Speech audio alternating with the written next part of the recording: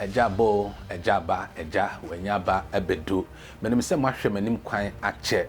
Monim said ye de bia ye no afi bia no ye organize importation training na afi we nso aso say ye organize importation training edema won wo person importation business no ekoso ye kama edema won and afi nso won so a wo person wo fi ase eko importation business no mo na wa afi we nso ye be organize importation training. Date no 22nd November 2025. 22nd November 2025. Was importation training no.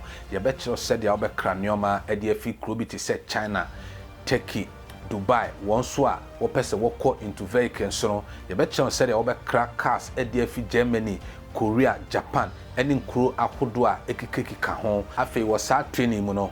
You better said ya ubitumi a market your product and services professionally with all the social media platforms. So I think so. You better said ya ubitumi a use system a dear can a WhatsApp business na etumi aboa Emma a wo business and answer wo customers no etumi ato nyoma na afin so wetumi a showcase a wo product a wo no e de ama enipa bebre na wasa importation training registration fee no 200 series 2 weeks solid training na training no ebia na obi sese ye beye training no ewe he mesro ye beye wo zoom so na the first 100 ebe register no obenya discount obe register with only 100 Ghana cedis afi yenya nipa 100 ni wie pe afi obi bia obebia no obetua 200 cedis e de adwene sa importation training we enti se wo kuma se wo takra de Cape Coast Tamalewa any ni kika ho a mesrew